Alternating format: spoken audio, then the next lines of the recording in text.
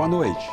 Estamos aqui no estúdio com 10 milhões de médicos, total que o doutor Miguel Roberto Jorge representa como presidente da Associação Médica Mundial. Ele foi eleito em 6 de outubro de 2018 para exercer o cargo como presidente eleito e de outubro de 2019 como presidente por um ano até 2020. Acabou de tomar posse no mês passado em Tbilisi, na Geórgia. O doutor Miguel Jorge é médico psiquiatra. No Natal, ele fará 69 anos. Nascido em Catanduva, no interior de São Paulo, formou-se na Escola Paulista de Medicina, onde obteve os títulos de mestre e doutor em psicofarmacologia.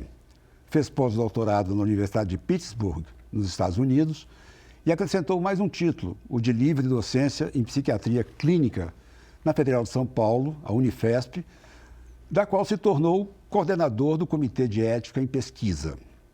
Mesmo com aulas e clínica, ele ainda presidiu ou dirigiu várias associações médicas no Brasil e no exterior. A gestão do Dr. Miguel Jorge à frente da WMA, sigla em inglês da Associação Médica Mundial, fundada em 1947 em Paris, será focada na relação médico-paciente. Ele próprio vai nos contar qual será a contribuição de um brasileiro a mais de 10 milhões de médicos de 113 associações médicas do mundo todo.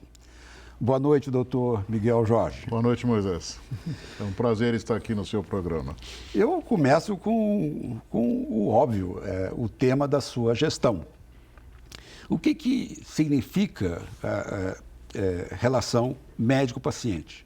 Acho que uma coisa que a gente sempre ouviu dizer a respeito do exercício da medicina é que a medicina é ao mesmo tempo uma ciência e uma arte, né?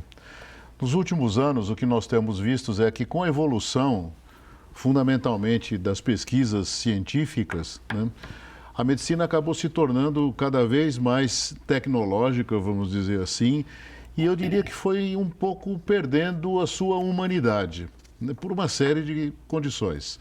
Talvez tenha perdido um pouco da sua humanidade em função da sofisticação que hoje nós temos, ou com os quais a gente conta em termos de recursos diagnósticos, recursos terapêuticos, né? Onde parece até que é possível a gente tratar todo mundo do mesmo jeito. Mas isso não é bem verdade. Então, obviamente, se eu tenho um paciente, por exemplo, com diabetes ou com depressão, né, talvez o tratamento proposto do ponto de vista medicamentoso possa ser o mesmo. Mas a atenção médica que esse paciente vai requerer de nós, ela tem que ser individualizada. Esse paciente, ele tem as suas individualidades, os seus aspectos subjetivos que têm que ser, de alguma maneira, levados em conta pelo médico.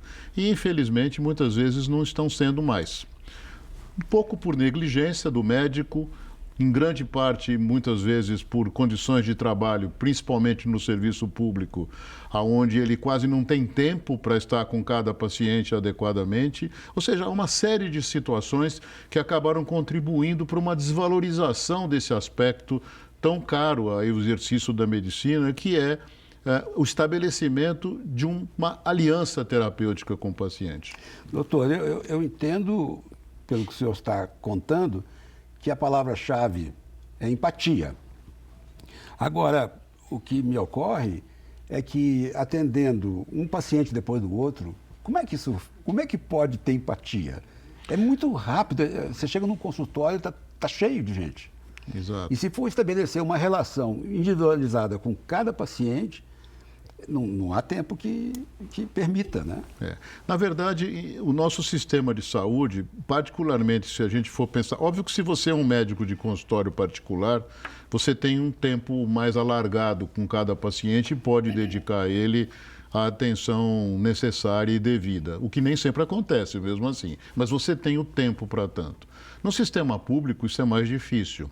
Entretanto, se você tomar como modelo, por exemplo, o nosso programa de médicos de família, que foi criado fundamentalmente sob a inspiração do professor Jatene, alguns anos atrás, a ideia é de que esse paciente ele é tratado por uma equipe de profissionais liderada habitualmente por um médico, né, mas que envolve psicólogo, envolve assistente social, envolve um agente comunitário que conhece bem a realidade aonde esse paciente vive, e esse paciente supostamente ele é acompanhado pela mesma equipe em termos de cuidados primários à saúde ao longo da sua vida. Então isso obviamente facilita o estabelecimento de uma boa relação médico-paciente. Obviamente que se você está num serviço onde o paciente nesse mês é visto por um médico, no mês seguinte por outro, no outro por outro, nesses planos, nesses convênios que a gente tem, obviamente que isso fica muito difícil de ser trabalhado, porque, como você disse, o tempo é muito exíguo para que, de uma forma isolada, se consiga estabelecer uma boa relação com o paciente. Eu passei por dois tipos diferentes de médico. Primeiro, em casa vinha o médico da família. Isso. Então, eu estava deitado na cama doente, ele me diagnosticava e me medicava. E ele era querido por todos, vinha servindo café e tudo. Era um médico de família. Depois, eu passei a conhecer o clínico geral, o médico que você vai e que ele, então, indica que outros médicos você precisa consultar, mas te orienta. Depois que eu vivi nos Estados Unidos, mudou completamente, porque você vai a médicos especializadíssimos numa determinada coisa e não olham você como um todo.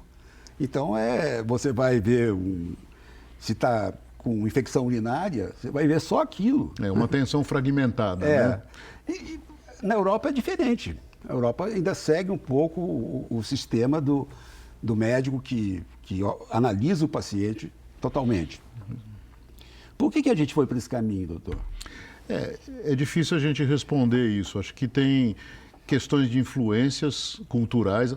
Nós tínhamos antigamente uma medicina no Brasil que eu acho que era muito mais europeia do que ela é hoje. Acho que com a evolução da ciência e onde os Estados Unidos, obviamente, se destaca enormemente nessa evolução científica, os Estados Unidos acabou tendo uma influência cultural no mundo em todos os aspectos, inclusive no exercício da medicina, muito grande. Os países europeus têm a sua própria tradição, sua cultura, que é muito antiga. Então é mais difícil quebrar essa barreira. Mas o Brasil não tinha essa cultura estabelecida e, obviamente, sofre essa influência de um sistema norte-americano. Entretanto, esse modelo de médicos de família adotado aqui no serviço de cuidados primários, ele visa algo parecido com o sistema vigente na Inglaterra, que é onde o indivíduo tem o que se chama de um GP, um General Practitioner, um clínico geral, que exatamente exerce esse papel que você falou de ele sempre a fonte de primeiro contato do paciente e ele é que decide se o paciente precisa ir para um especialista ou não. O paciente não consegue ir consultar um especialista sem passar no seu GP anteriormente, né? Nós esperamos que o SUS possa ser aprimorado e evoluir de tal maneira que isso um dia venha a ser possível no país.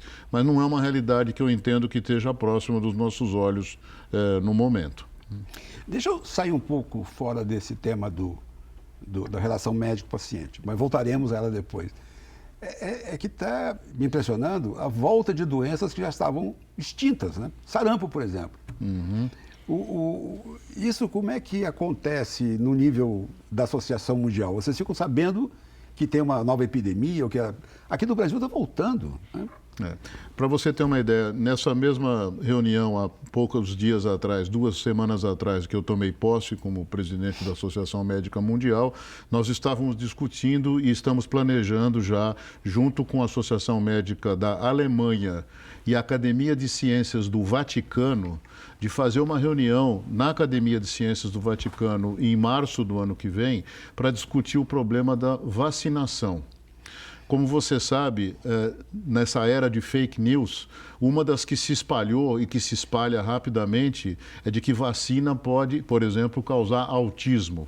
Foi feito um estudo, alguns anos atrás, que de alguma maneira se observou uma ascendência, né, no índice de vacinação e na ocorrência de autismo. Alguém estabeleceu uma relação entre esses dois fatores, né, atribuiu-se ao mercúrio que existia na vacina, por exemplo, do sarampo, para tanto, né? E se estabeleceu essa relação. Entretanto, anos depois, um outro estudo foi publicado, onde se extraiu o mercúrio da vacina e a curva não se modificou. Ou seja, não havia relação alguma entre o aumento da possível prevalência e frequência com que o autismo se manifesta com o fato das pessoas estarem tomando vacina contra sarampo. Entretanto, isso tomou domínio público e, de alguma forma, existem inúmeros lugares, inúmeros países no mundo todo, inclusive no Brasil, de grupos de pessoas, até mesmo com boa escolaridade, que hoje receiam da vacina para os seus filhos, imaginando que isso possa, de alguma maneira, causar a eles problema. E estão deixando de vacinar as crianças. E é uma irresponsabilidade muito grande e a consequência e resultado disso é exatamente o que você acabou de falar. Doenças que estavam praticamente erradicadas ou com um índice de aparecimento muito baixo, começaram a ganhar de novo um volume muito grande e talvez a mais visível delas seja o próprio sarampo, né? Então, são situações que acabam, obviamente, chegando até a associação e que nós temos que lidar. Vou te dar um outro exemplo. Alguns países do mundo hoje é legal a eutanásia e o suicídio assistido por médicos. O Canadá é um exemplo disso, a Holanda, a Bélgica, a Suíça. Então, tem uma série de países hoje onde isso é permitido. Oficial, é legal, é permitido por lei isso. Entretanto, o Código Internacional de Ética Médica proíbe isso. Quer dizer, os médicos não podem tomar nenhuma atitude que resulte, ou que objetive acabar com a vida de uma pessoa, por mais em estado de sofrimento que ela, de alguma maneira, se encontre. Ao médico cabe, numa circunstância como essa, se não é possível curar o paciente, pelo menos aliviar o seu sofrimento. E isso cria um dilema, porque os médicos naqueles países, ninguém é obrigado a participar disso, mas os que de alguma maneira não têm objeção de consciência, como nós falamos, a promover um ato de terminar com a vida de alguém mais rapidamente no seu estágio terminal, né, estão incorrendo a uma infração ao Código de Ética Médica. Então, é uma situação que chega até a Associação Médica Mundial e o que é curioso é que, assim, ela tem 113 países membros, como você falou. Então, nós temos que lidar com realidades muito distintas e buscar alguma coisa que, de alguma forma, possa resultar num certo compromisso de consenso entre isso tudo. É uma tarefa, muitas vezes, extremamente difícil, como você bem pode imaginar, né? Doutor, nós vamos fazer um breve intervalo e já a gente continua. Estamos conversando com o doutor Miguel Jorge e lembramos a você que esse programa já está disponível no EBC Play. Até lá. Estamos de volta para continuar a conversa com o médico Miguel Jorge sobre a relação médico-paciente. Lembramos que você pode assistir este e outros programas a qualquer hora no EBC Play. Doutor, quando fechamos o primeiro bloco, a gente falava da morte assistida, né? Da eutanásia. E eu me lembrei do doutor Kevarkian, não sei se o nome dele é esse mesmo, mas era conhecido como doutor Morte nos Estados Unidos. E ele tinha lá um aparato em que o paciente é que apertava o botão e o resto acontecia por conta própria. Ele ficou algum tempo isento de qualquer perseguição judicial, acabou sendo pego. E isso envolveria eticamente o médico? Na verdade, ele não apertou o botão. Certamente sim, né? Quer dizer, na verdade, essa seria supostamente a diferença entre eutanásia e o suicídio assistido. Tá. A diferença é exatamente essa. Na eutanásia, o médico faz algo que mata o paciente.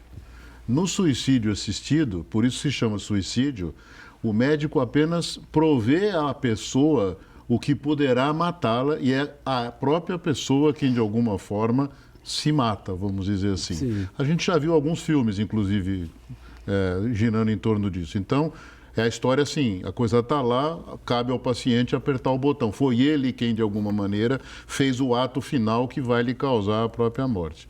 Tanto um quanto o outro hoje são condenados pelo Código Internacional de Ética Médica e também pelo Código de Ética Médica do nosso Conselho Federal de Medicina, que é quem regula a questão da ética médica no Brasil. O que é permitido pelo Código de Ética Médica é o que nós chamamos de ortotanásia. Ortotanásia é o médico deixar de fazer aquilo que, de alguma forma, apenas vai sustentar o paciente vivo. Tá? Então, por exemplo, no caso do paciente ter uma parada respiratória onde ele fica dependente de máquina ou coisa que o valha, então, medidas heróicas para tentar manter a todo custo o paciente vivo, aí o médico eticamente está desobrigado de alguma forma fazê-lo e até eu diria não deve fazê-lo. Uma vida que não valerá a pena viver. É uma pessoa que realmente, assim, de pessoa praticamente restou muito pouca coisa. Né? É um ser que está vivo, mas deixou de ser de verdade uma pessoa. Então a ortotanásia é permitida, mas a eutanásia e o suicídio assistido, na imensa maioria dos países do mundo, são práticas eticamente condenadas. Mas, doutor, eu li essa semana que a Academia de Ciências da China iniciou um teste com uma alga que, segundo chegar à conclusão, retarda o Alzheimer. Eles foram atrás dessa alga porque na região em que ela cresce não tem Alzheimer, muito baixa incidência. Eles testaram com 80 pessoas. E a droga entrou no mercado chinês essa semana. E se durante um ano não houver absolutamente nenhuma grave consequência, ela irá para o mercado mundial. A Associação Médica Mundial fica sabendo desses experimentos e pode até divulgar. Eu imagino que alguém que esteja no começo do processo de Alzheimer adoraria ir para a China tentar esse remédio novo, né? Como é que se dá isso? Como é que essa informação é disseminada? Isso depende. A Associação Médica ela toma conhecimento dessas situações por dois mecanismos, né? Ou alguém voluntariamente, uma associação médica do próprio país ou de um país vizinho, nos reporta e, de alguma forma, muitas vezes demanda algum tipo de ação por parte da Associação Médica Mundial, ou são questões que a própria Associação Médica Mundial toma conhecimento pela imprensa, ou pela imprensa que eu digo, inclusive mídias sociais ou pela internet, e eventualmente vai atrás de saber exatamente o que está acontecendo. No mundo de hoje, Moisés, alguma coisa que foi testada em 80 pessoas apenas, nunca passaria a ser algo adotado por um governo a ponto de ter uma substância, um medicamento liberado para uso no mercado, assim, sem maiores consequências. E 80 na China, né? É um número muito baixo para que esse estudo, de alguma maneira, tenha validade. É importantíssimo que isso tenha sido feito, que seja publicado numa revista científica, porque isso dará a oportunidade para que outros centros de pesquisa se interessem e vão tentar replicar o resultado. E é através, obviamente, dessa replicação, se ela for passível de dar bons resultados, que se chega, às vezes, à situação de aquilo se transformar numa medicação e poder ser administrada largamente. Até porque nós temos que pensar que não existem coisas inócuas. Nem mesmo as coisas naturais são inócuas. Eu tenho um amigo de infância, arquiteto, professor da FAO, que durante algum tempo começou a tomar uma medicação chinesa, como se diz aí no mercado, né? Para uma situação qualquer que ele tinha lá, ele desenvolveu uma hepatite medicamentosa por um produto supostamente, que deve ser até possivelmente natural, mas enfim, não existe nada que seja inócuo, nada que nós colocamos para dentro do nosso organismo é alguma coisa que apenas nos fará bem. Sempre existe o risco de alguma coisa sair errado e, às vezes, os resultados são desastrosos. Né? Doutor, na sua área, né, psiquiatria, deve ocorrer muito abuso de droga. Eu sei dessa crise de opiáceos que está atravessando os Estados Unidos. E tem gente que, antes de fazer uma prova, toma um remédio para ficar mais energético. Essa situação existe? Eu acho que no Brasil o problema da automedicação é um problema grave e sério e que não atinge apenas populações que de alguma maneira usam medicamentos psiquiátricos ou drogas ou qualquer coisa assim. Há muito abuso de uso de remédio no Brasil. E eu diria que na minha área, às vezes, até há uma certa até responsabilidade dos médicos nisso, porque eu entendo que muitas emoções que são absolutamente normais na vida de qualquer ser humano acabam sendo medicalizadas e às vezes até tratadas pelos médicos como se fosse uma patologia sem que de verdade se constituísse numa doença. O que chega de gente no meu consultório dizendo que sofre de pânico é um absurdo, né? Na verdade, o que as pessoas muitas vezes chamam de pânico é uma ansiedade, uma crise de ansiedade com sintomas físicos como palpitação, sudorese, tremor. Isso não é pânico. Muitas vezes isso é uma mera ansiedade e às vezes até provocada por algo muito real. Não tem nada de pânico nisso. Outros chegam e, diante de qualquer tristeza por um fato qualquer da vida, já acham que estão com depressão. E, infelizmente, às vezes, até mesmo como nós estávamos falando há pouco, pela exiguidade de tempo, particularmente no serviço público, é mais rápido você prescrever um antidepressivo do que conversar com o paciente, saber exatamente o que está acontecendo e perceber que, de alguma maneira, aquilo é algo que poderia ser resolvido com um bom aconselhamento, mais do que com uma medicação que às vezes a pessoa depois fica tomando por meses ou anos a fio, né? Então, o abuso de medicamentos é um problema no Brasil. O número de produtos farmacêuticos para os quais verdadeiramente se exige receita médica para poder ser vendido é muito pequeno. Os medicamentos psiquiátricos, em geral, sim, né? Antibióticos também, mas um monte de remédios que são remédios poderosíssimos, corticoides, anti-inflamatórios, tudo isso está livremente disponível nas farmácias, não há necessidade alguma de receita médica e, infelizmente, a população vai e muitas vezes usa esses produtos e acaba causando um mal a si mesmo.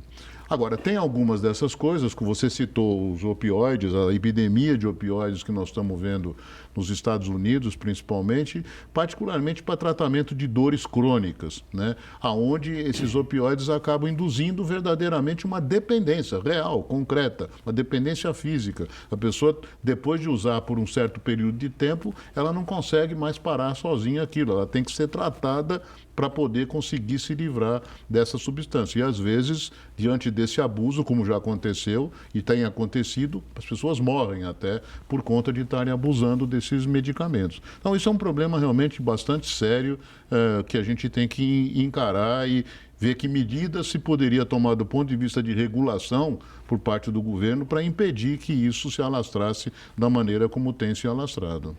Doutor, estando à frente de uma associação médica mundial,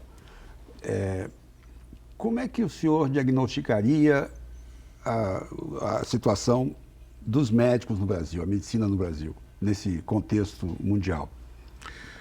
O Brasil tem tido uma participação na Associação Médica Mundial bastante importante. Nós temos os grandes players, como a gente fala, aqueles que de alguma maneira têm uma presença e uma participação maior dentro da Associação Médica Mundial, e isso está ligado muitas vezes a um poderio econômico, a um número de médicos mais significativo no país. Então, Estados Unidos, Alemanha, Inglaterra, são big players nessa história.